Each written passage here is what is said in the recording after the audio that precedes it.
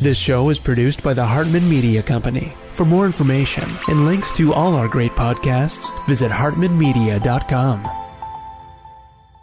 Lee Rogers here, and I'd like to talk to you once again about Jason Hartman. They conduct educational events with truly new techniques for making big money.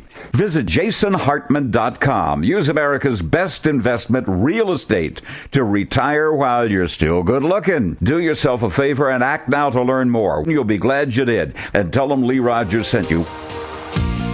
Welcome to the Creating Wealth Show with Jason Hartman. You're about to learn a new slant on investing, some exciting techniques, and fresh new approaches to the world's most historically proven asset class that will enable you to create more wealth and freedom than you ever thought possible. Jason is a genuine self-made multimillionaire who's actually been there and done it. He's a successful investor, lender, developer, and entrepreneur who's owned properties in 11 states, had hundreds of tenants, and been involved in thousands of real estate transactions. This program will help you follow in Jason's footsteps on the road to your financial independence day. You really can do it.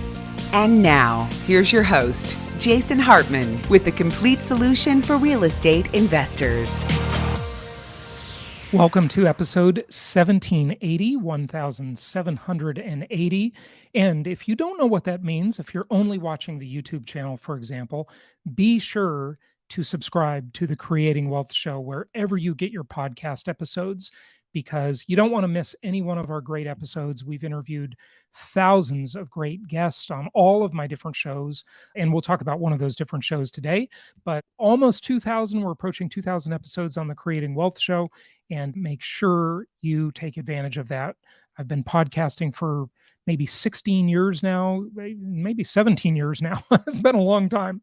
And we've got just a bunch of great episodes there, all free, all available for you. And if you're watching on YouTube, be sure you subscribe. And if you like the content, please hit the like button and post your comments and questions down below, and we'll try and get to them as much as we can.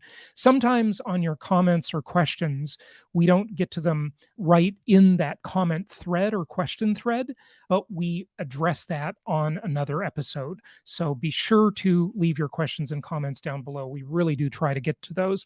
So today, we have a great show, and we do a 10th episode, as we call it. Every 10th episode, we do a special show, which is about something of general life interest. And this today is all about life and how precious life is and how little time we really have and how we should consider managing that time, managing that very limited time. So today our guest is Oliver Burkeman, and he is the author of a book entitled 4,000 Weeks. Now, you probably guessed it by now, 4,000 weeks is the typical lifespan of a human being. And when you think about that, you really don't have very much time, do you? It's not that much time. Last year, I lost an ex-girlfriend who passed away, and I lost one of my coworkers just recently.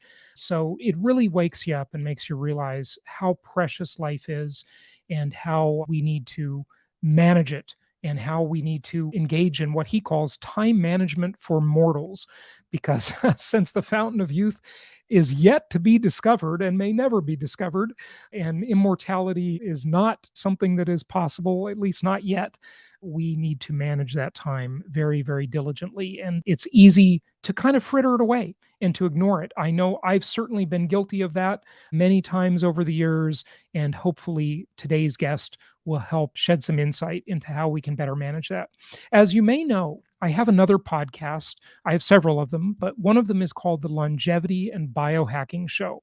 And it's all about health, wealth, and happiness. So be sure to subscribe to that, where I interview some of the leading longevity scientists and biohackers around the world on these really cutting edge topics of longevity science and biohacking.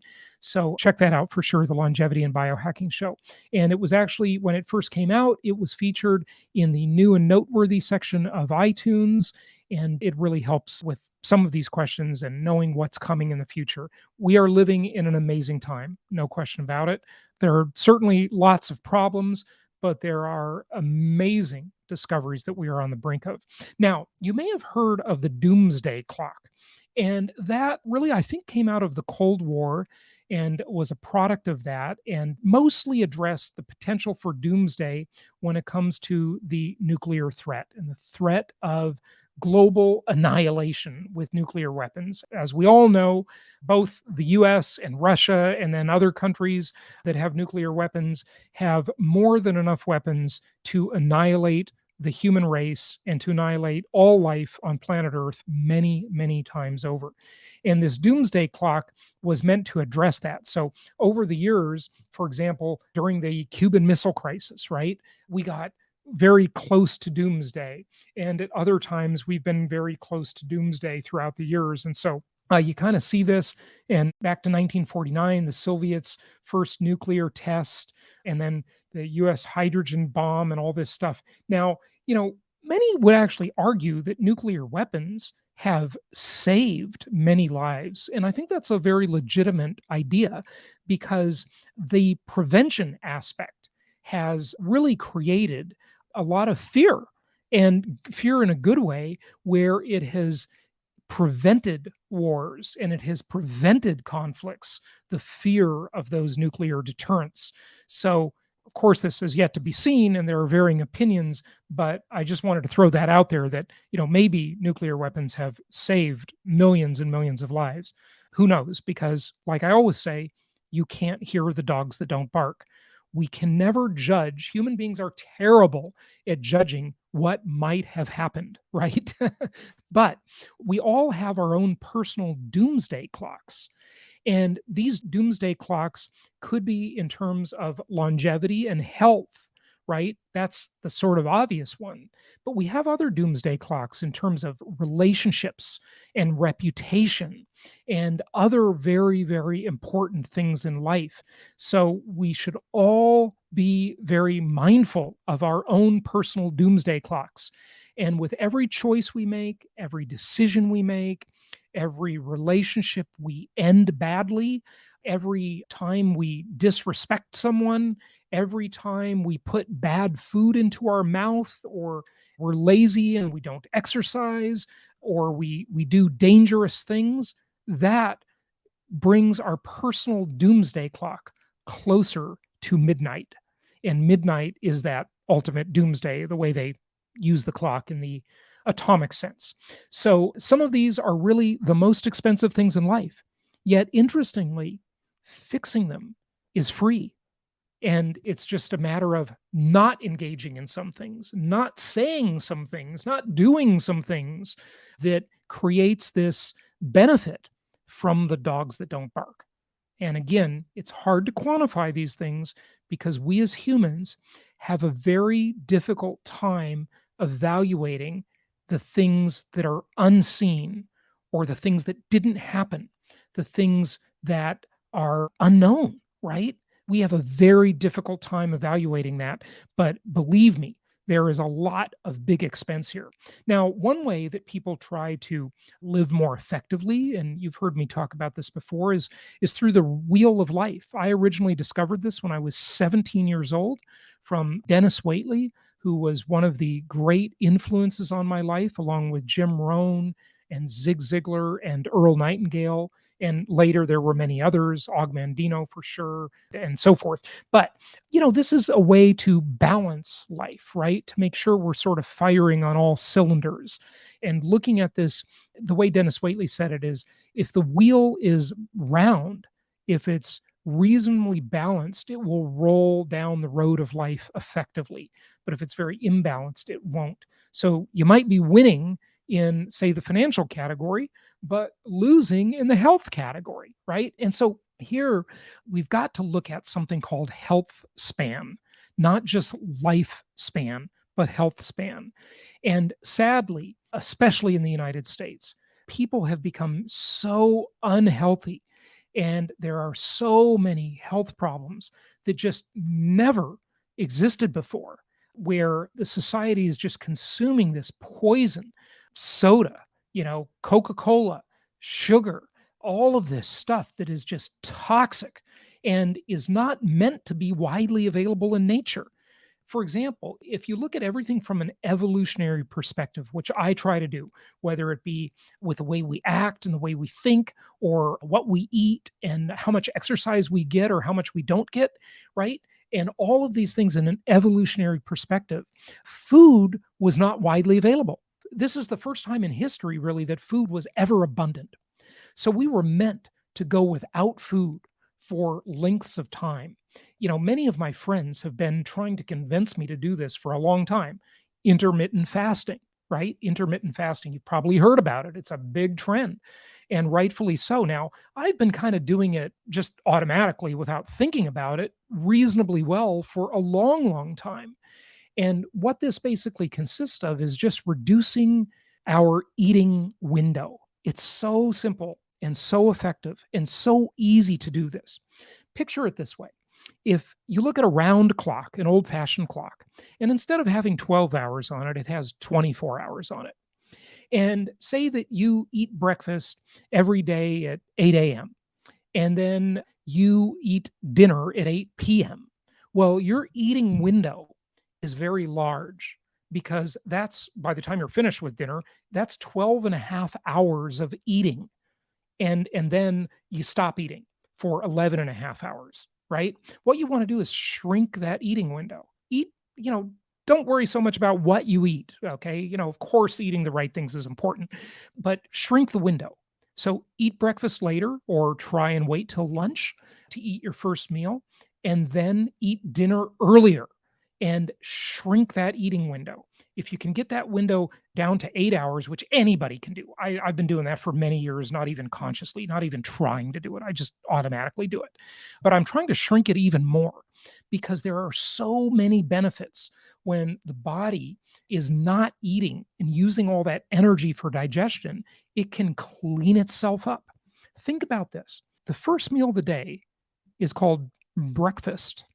And if you split that word up, it means break the fast, right? Break fast. You're breaking your fast because you were sleeping. And all of these studies that have been around for many years that show how important sleep is. Well, this is my own theory, by the way, on this. So it's my own take on it. But sleep is certainly important.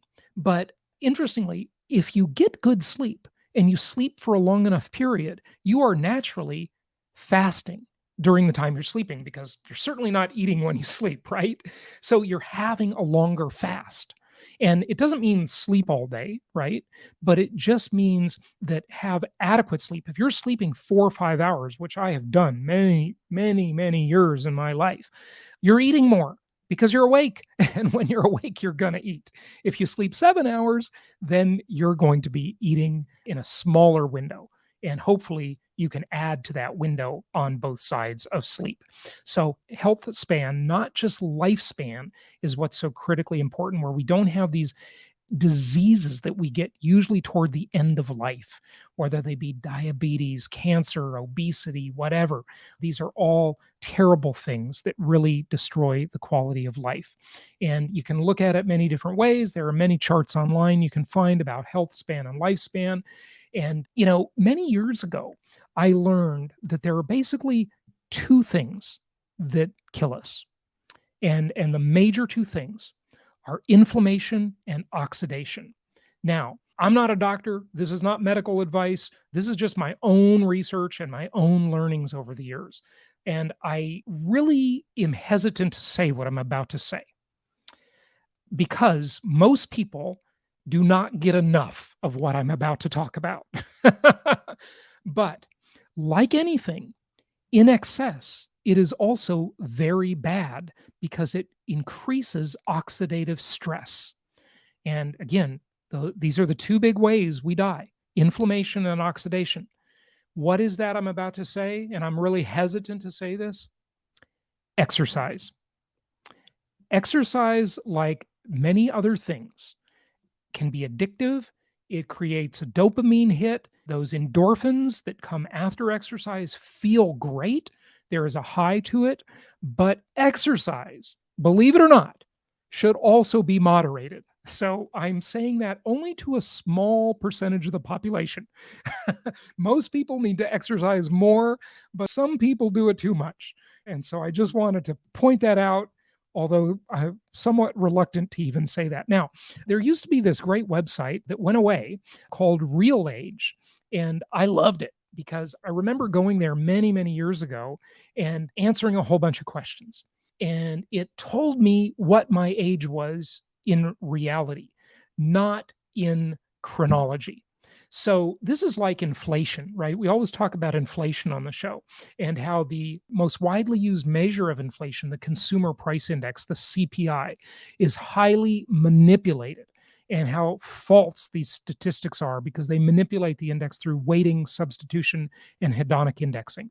Well, you might be older than your chronological age, and you might be younger.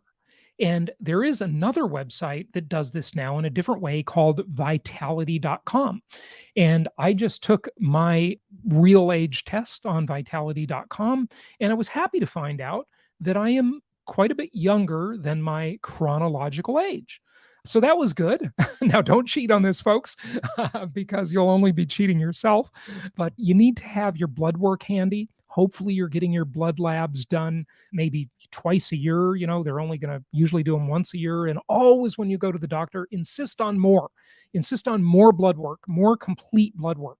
And there's a great company here in Florida. I had the founder on my show years ago called Any Lab Test Now, where you can just go in, pay cash, and get a blood test on pretty much anything you want. They do drug testing for employers and stuff, but they do a whole range of blood tests, whether you want your typical health panel or a more comprehensive health panel or hormone testing or whatever it is, right? They test your blood. You just walk in, and remember, you've usually got to fast. So usually you go first thing in the morning, and it's just fantastic. So take advantage of those. There's a bunch of them all around the country with different names and so forth. So check that out. But look, this is the world we live in, sadly. Most people are sitting in front of a device, and they are sitting, and they are not up, and they are not moving. So these age-related diseases can be a lot worse.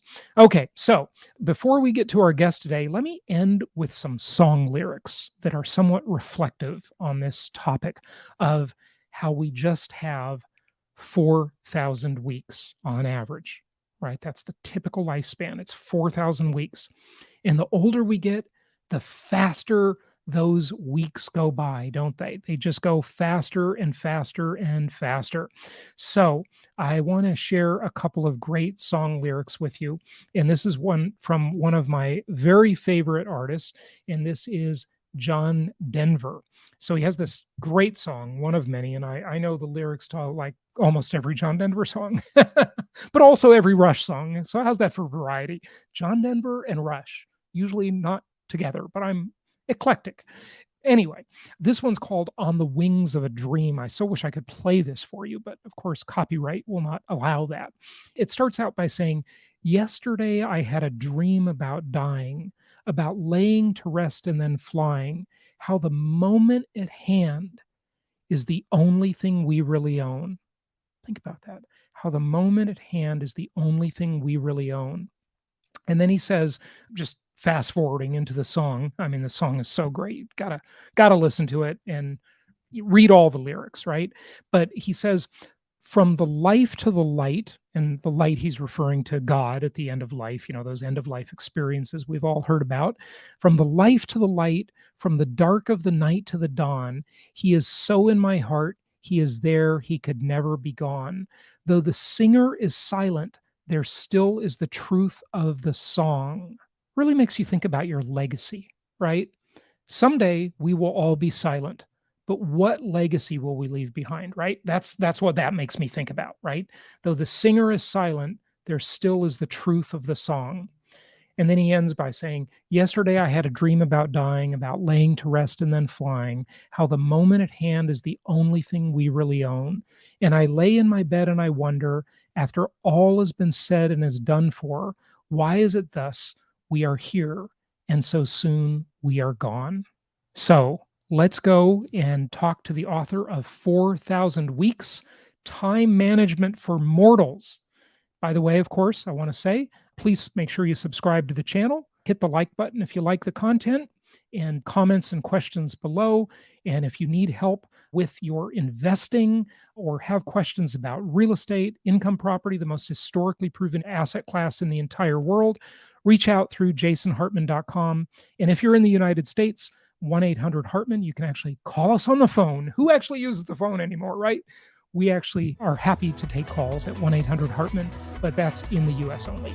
All right, let's go to our guest today, the author of 4,000 Weeks. It's my pleasure to welcome Oliver Burkeman to the show. He's the New York Times bestselling author of The Antidote, Happiness for People Who Can't Stand Positive Thinking, and the new book, 4,000 Weeks. By the way, do the math on that. See what 4,000 weeks comes to, 52 weeks in a year. And that is Time Management for Mortals. He's coming to us from Yorkshire, England. And Oliver, it's great to have you. Welcome. Thanks very much for inviting me. Happy to be here. So the latest book is the 4,000 Weeks book. And, I'm assuming you're kind of addressing this issue of a lot of people kind of wasting their lives, not planning with intention, or give us kind of the overriding thesis of the book, if you would.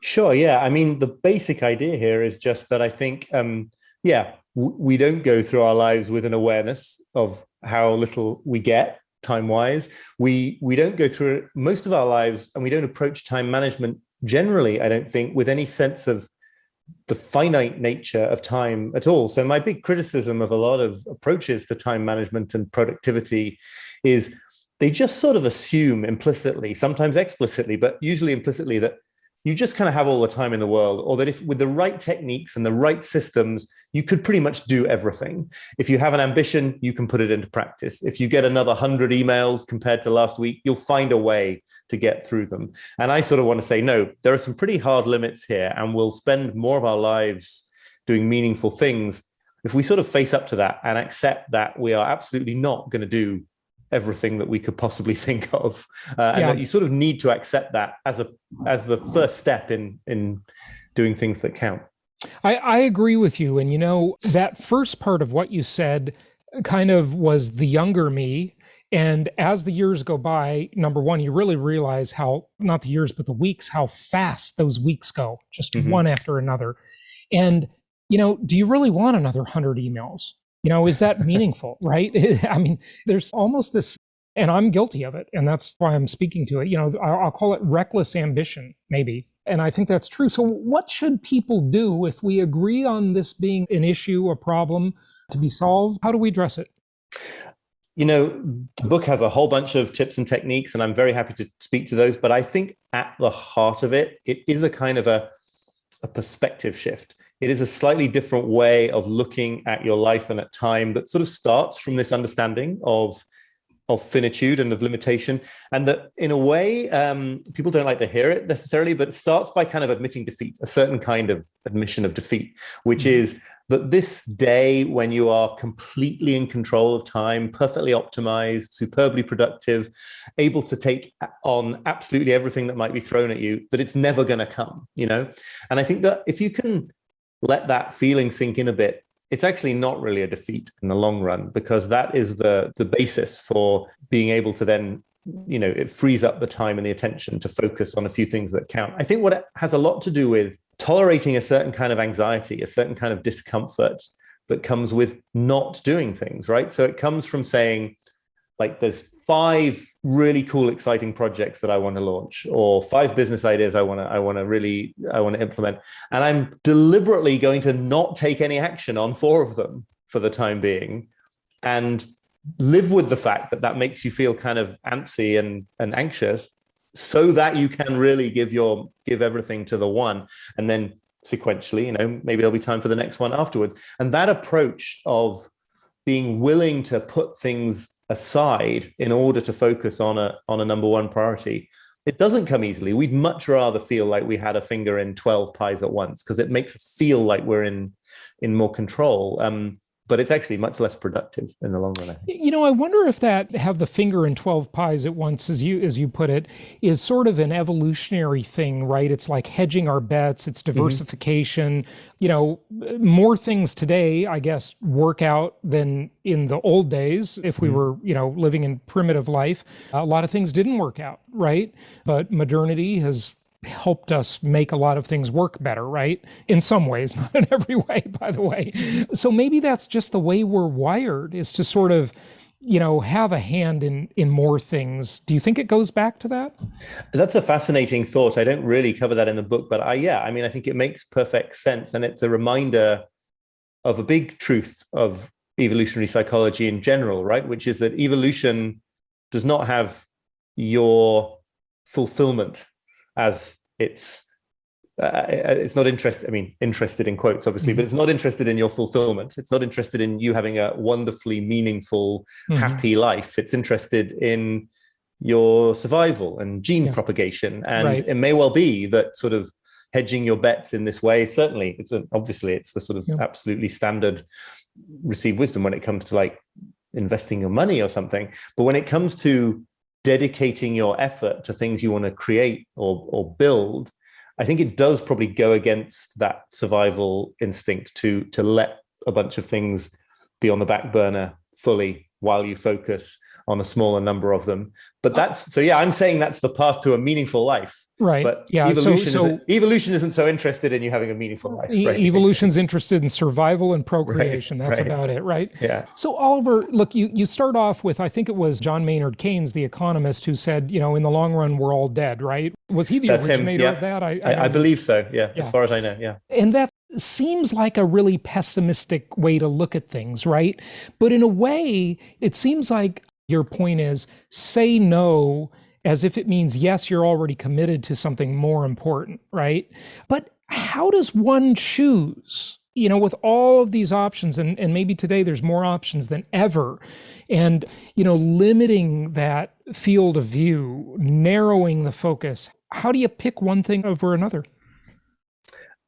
It's the big question, obviously. And I think it's funny that you say that kind of outlook in that quote there is pessimistic, and I think it is in a certain way. But I think what I'm all about is this kind of pessimism that actually isn't really pessimism, that is sort of energizing and bracing in in a way. Right. Some people it's liberating, actually. Right. Yeah. Right. Yeah. I get it. So one answer to the question of how do you choose is actually, I have other answers, but one of them is to say it almost doesn't matter, right?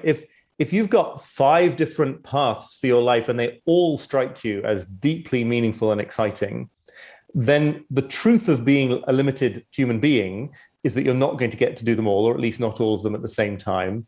So there's no option here that involves not jettisoning something meaningful. Mm-hmm. And I find that very liberating, because then I feel to myself, well, okay, I don't have the option of avoiding a certain kind of loss here. But that's built in, it's baked into the situation. And then it's actually often just comes intuitively and naturally to say, well, okay, I'll go for this one.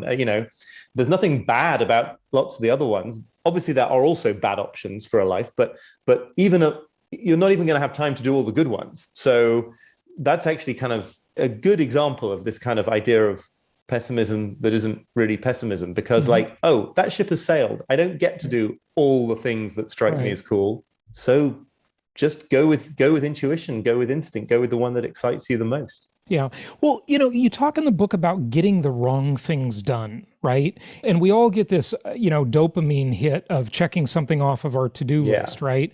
There is a feeling of accomplishment, but as the late Stephen Covey said, you climb the ladder of success and maybe realize it's leaning against the wrong wall, right? Right. So I think people, they understand that, not necessarily that they're doing it, but are there broad areas of focus? Is just weighing career over family, or, this over that? How does one do that?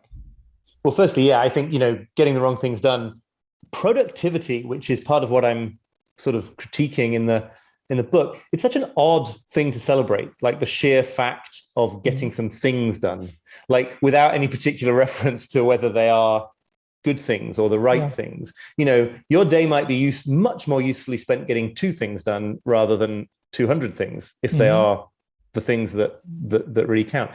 In writing this book, I didn't want to offer like a laundry list, I think, of like, this is how to have a meaningful life and this is not. I think most people do have a strong sense that, relationships are key, and absorbing and engrossing work is key, and physical fitness, maybe time in nature.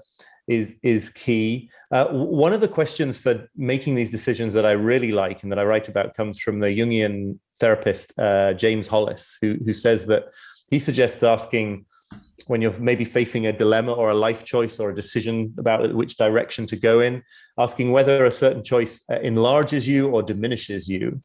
And it's a bit of a sort of strange language at first, but it's an alternative to saying, like, will this make me happy, or will that make me unhappy? We're terrible at predicting what's going to make us happy. That's like one of the oldest findings in social psychology.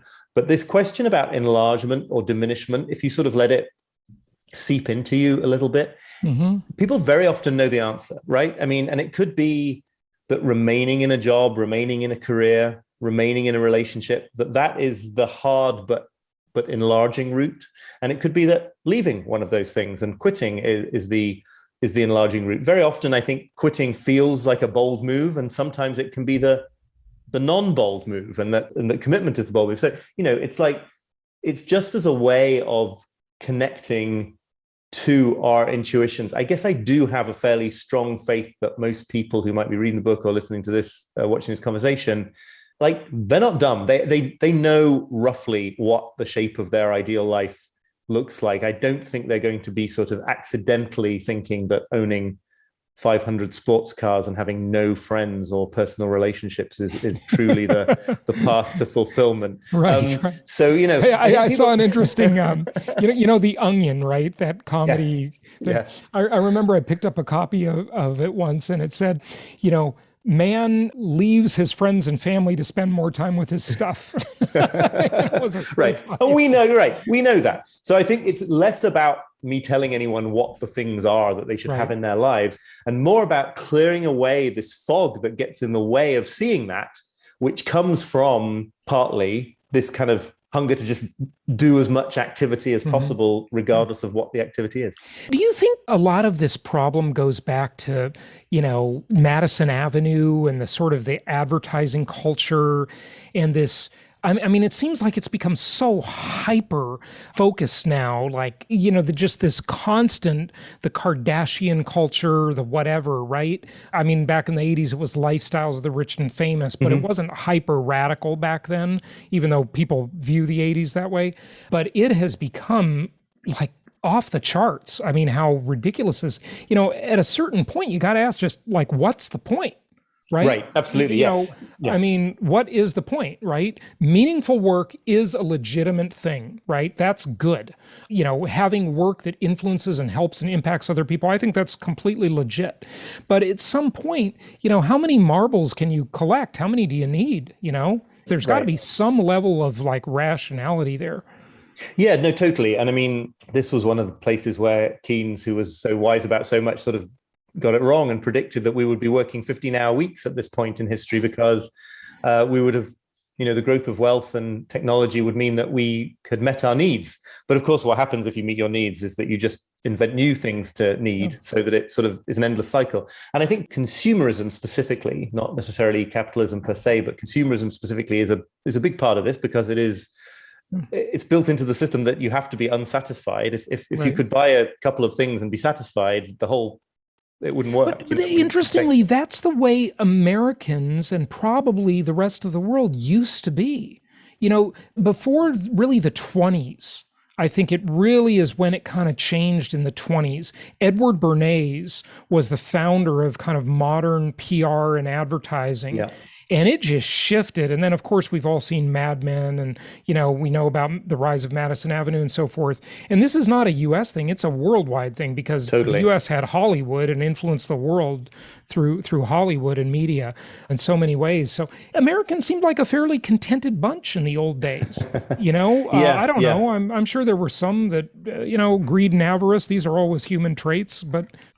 No, I think that has a lot to do with, I mean, it's not all technologically driven, but it has a lot to do with being able to sort of developments, I think, in market research, and being able to understand audiences on a sort of deeper psychological level, and thus being able to speak to their hopes and dreams and fears and insecurities instead of just to, their need to get around and dress and clean their homes or whatever. The other thing that's really, who knows, the chicken and the egg, which came first. But the culture, you talk about the Kardashians, the culture of fame and celebrity, and the championing of sort of fame and celebrity above all is another driver of this, because two things. Firstly, it puts everyone in a sort of, by definition, kind of zero-sum race, because only a few people can be super famous. Secondly, it has this strange effect of defining a meaningful life only as one that is kind of extraordinary. And I think those are two very different things. I'm all for people doing extraordinary things with their lives, but I'm also all for people getting a lot of satisfaction and a lot of meaning and a lot of happiness out of things that look pretty mundane from the outside, raising a family, doing work that counts and that matters, but that is not, going to be known to millions and millions of people. Sure. So a little part of what I'm getting at as well in the book about sort of meaningful use of time is not, don't pick a definition of meaningful that makes it sort of unnecessarily hard to have a meaningful life. Don't pick a definition where you have to be like Shakespeare or alternatively Kim Kardashian for it to count like you succeeded. That's just setting yourself up for unnecessary failure. I couldn't agree more. And, it's a funny thing with the fame culture and the social media companies, Instagram and Facebook and such. It seems like they've really learned how to trick our brains, right? The marketers have done that, and so have the tech companies. And all of the meaningfulness that you just talked about from mundane lives, right? No one from the outside will appreciate you or notice that, right? It's only going to be you that notices that, and maybe a few people really close to you. Right. But even then, maybe not them. You'll get no admiration, you'll get no applause. It's like, and we've been so trained to like seek this ridiculous recognition and how many likes and shares, and the social media revolution has just destroyed our brains. It's awful. Yeah, no, I think it's true. I think, and I think I often think about this, it's like, I think we think of celebrities as these people to model our lives around, or that we wish we were, but some of them are a disaster. Well, you might actually think about, I think there's a good rival theory. I don't have any sort of real evidence for it, but a sort of impressionistic theory that maybe celebrities are the people who are actually the most psychologically sort of limited. They're maybe the people who are not able to be satisfied with being normal. It's almost like a disorder to need to be that famous. And then I would say, someone like me, maybe you, who on some level we do have a sort of modest public profile. We're not the Kardashians. Right. That's probably because we've got some like slightly weird ego need for an audience. Yeah. Probably the sanest people on the planet are the ones who have no need whatsoever for that kind of public acclaim, I would have thought. Yeah. The truly independent and self-reliant person who does not depend on anything from the outside, right? Right. That is the self-actualized person. Definitely. Tell us a little bit about the attention economy. I want to ask you about a couple bullet points. You mentioned the productivity trap earlier. If you want to expand on that, the efficiency trap and the attention economy, because as we talk about these tech companies, they really are using us. We are paying so much money to them with paying our attention. And that is making them fabulously rich and powerful beyond comprehension. What about those things? Attention, efficiency, productivity, all those traps. Yeah, I'll deal with them in a couple of buckets, I guess. The efficiency trap is really just my phrase for the way in which, if you focus in your life, in your work, in your time management on getting more efficient, just per se, for the sake of it, without some kind of broader governing value, if you just want to be more efficient at getting things done, the natural result of that is that you'll get more and more, you'll become busier, not less busy, and you'll get more and more, and your system will fill with less and less meaningful stuff, more and more kind of junk tasks. That's just seems to be a general rule about efficiency, that if you make a system like yourself more efficient, then the default will just be that the greater capacity you have to do things gets filled with more and more stuff that doesn't really matter. Well, there's even a saying for that. If you want something done, give it to the busiest person, right? Because they're efficient. It's just, you're not necessarily going in the right direction. Right. And that's a good example of how one of the things that will happen is you'll become you'll become governed by other people's agendas rather than your own. It's a very close parallel to what happens very often when they add a lane to a freeway to try to ease congestion, and it becomes a more attractive route to travel, so more drivers use it than before, and the congestion returns to roughly what it was prior to the road widening.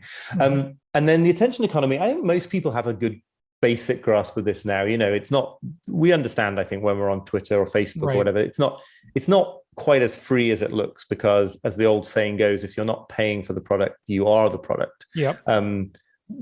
Those platforms, the business model is they sell our attention to advertisers. The money changes hands when the advertisers pay the platforms. And that is a huge incentive on the part of those platforms to do whatever it takes, using totally cutting edge data gathering and technology, algorithm building and all the rest of it, we also increasingly understand, to show us whatever it is going to be that will compel our attention based on our past behavior on those sites, the data we're providing. That doesn't mean stuff that you want in the long run to have consumed, stuff that meshes with your highest goals for your life, or even stuff that makes you happy. In fact, as we see, it's likely to be things that make you unhappy, angry. If you get to acclimatize to a particular political viewpoint, then it's probably going to be things that are a bit more of an extreme version of that political viewpoint. We're all living in echo chambers thanks to the tech companies. I mean, that's echo chambers and sort of radical, radicalizing echo chambers as well, because they have to sort of juice it and give you a bit more, so that everyone gets sort of channeled to the fringes. There are various things I talk about in the book for sort of reclaiming some of your attention, but I think that one of the most important points there is just to see that is what is going on, to understand it, and to understand that in a way we collaborate with it, right? Because people talk about this as if you're just sitting there focused on your work, and then like evil Twitter comes along and distracts you. Well, no, you go to Twitter because the work was kind of making you feel uncomfortable or intimidated or bored or something. And again, it's a case of learning to handle a little of that discomfort and say, okay, this project that matters a lot to me is not feeling great at the moment. That's not a coincidence. Things that you care about don't feel great often because the stakes are high and they sort of get to your deeper psyche. And I'm going to feel that discomfort and not immediately choose to try to assuage that discomfort with a scroll through my phone. With a fix of junk food. It's basically junk food for the mind. Yeah. And I am so far from perfect at this. I mean, we're all fighting. We've all been there. Yeah, of course. One of the things I'm always telling my audience, Oliver, is it's imperative that people watch old movies, watch old TV shows, read old books, and listen to old music, because you really notice that people were, now granted, of course it's a production, I get it, right? You're never going to have, like, unless you could travel in time, right? You're never going to know exactly what it was like, okay? But people were more intentional and thoughtful. There's no question about it. I mean, I lived before the internet, okay? And I remember how it was in my own life, right? And this world that we've created it's got a lot of negatives to it. No question about it. It really is. It's like a diet of mental junk food. They've learned how to hack our minds. Many people have seen that documentary about the social media companies and so forth. It's very powerful. It really is. And it probably needs to be regulated in some way. Yeah, no, I think so. I would agree. The other thing you notice when you watch consume that sort of old media is the speed at which things come at you. People seem to be slower. Happier with the slower speed. And I think that is something also, it's also something I write about. The faster that we're able to do things technologically, the more impatient we get, which is a really odd outcome when you stop to think about it. It should be the other way around. And I think what's going on there is that we are being encouraged to believe that we're ever so close, like on the brink of being able to do everything instantaneously. And so every remaining moment that we can't is worse than otherwise would be. So it's actually a lot more aggravating for some reason to wait 3 minutes, 2 minutes for the microwave than to wait 2 hours for something in a traditional oven. Again, because I think the microwave sort of it encourages you to believe you're almost God, when it comes to time, Right. but not quite. Yeah. It's that last 2 minutes is far more enraging than the 2 hours. Yeah. Nobody has ever beat the clock, whether it be Right. through immortality or any other way. I remember in junior high school, I had a very traditional woodshop teacher, and I used to love mechanical things, building things and stuff like that. He used to really not let us use the power tools much. He said, look, if you can't sand this block or cut this wood, you're just, all you do with a machine is just make the mistake faster. Right. And that seems like, in a way, what you're talking about here. You get to a destination faster, but was it the right destination? Right. And was faster the thing that was most valuable about it? I mean, maybe the journey, like Cervantes said, right? And I write in the book about how important I think it is for people to have at least something in their lives that they just do for the enjoyment or meaning of doing it, not because of where they're going. Here in the North York Moors, where we've just relocated, I'm going to have the opportunity to walk the talk here because it is some of the greatest hiking country in England. And, as I write in the book, hiking is a great example of this.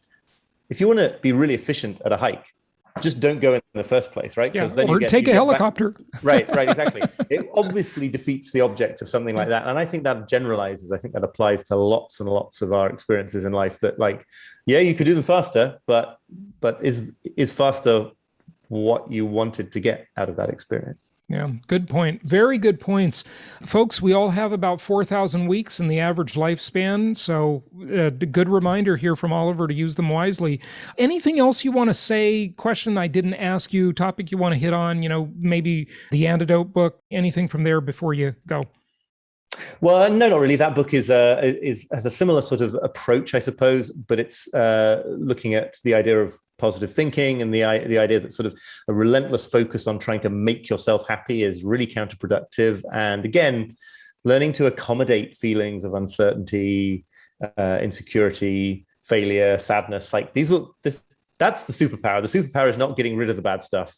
Mm-hmm. The superpower is becoming a little bit better at working with these things that we just can't get rid of in life. I think the non-negotiable limitations of being a human being, that's really my subject matter, I suppose. Yeah, I think it's good. It's grounding for sure. Oliver, give out your website.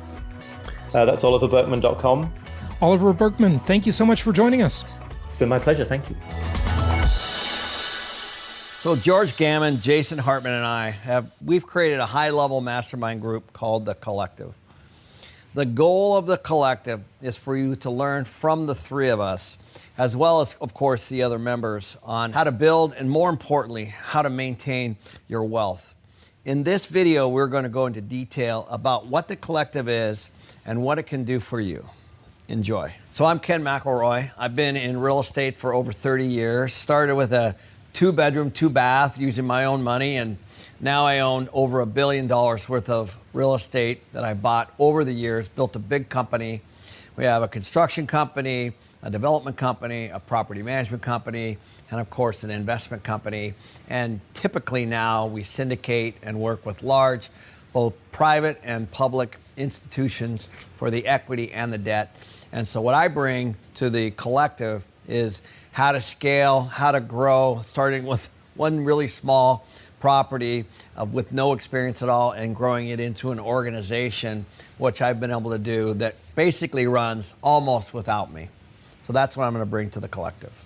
We decided to start The Collective because, one, I met George Gammon, and George brings a very interesting perspective about the economy and the Fed and the way money works and Bitcoin and alternative types of investments, which, quite honestly, I was super focused on real estate almost the entire time. And even I want to be a little bit more diverse.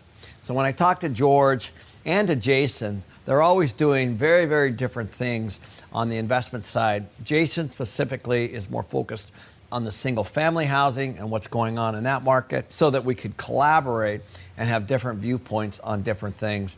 And so that's why I thought The Collective would be good, because I think everybody's kind of searching for the same kinds of answers.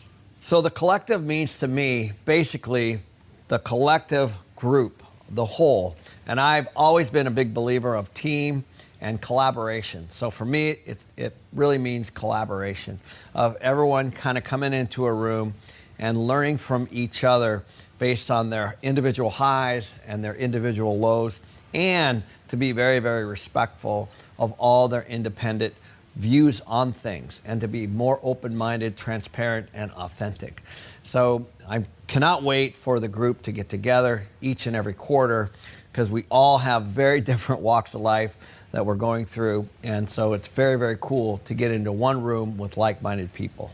I think the right person for the collective is somebody who's into personal development, somebody who's trying to be a better individual, somebody who's trying to have that work-life balance, trying to figure out good decision-making on the investment side specifically, good decision-making on the personal side perhaps, certainly on their health and on their wealth. The members that have already signed up are people typically that have businesses that they're growing, businesses that they've started, or businesses that they've sold. So typically they're higher net worth, and they're trying to figure out what to do with their money. They're probably a little bit afraid of inflation.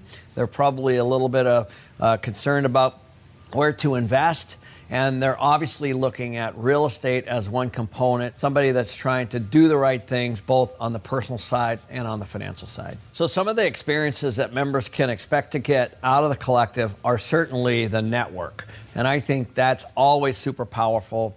I've been involved in groups like this before, like EO and YPO, the Entrepreneurs Organization, and YPO, which is Young Presidents Organization, which is kind of a peer-to-peer network. And that's what I envisioned, and I think people are going to certainly get that out of there.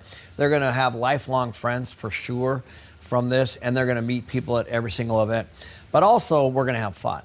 So as an example, things like race car driving and doing all kinds of really cool things and meeting celebrities and things like that, and fashion shows are going to be part of it. So it's kind of how do we have fun and learn together, and we're going to have that at each and every event.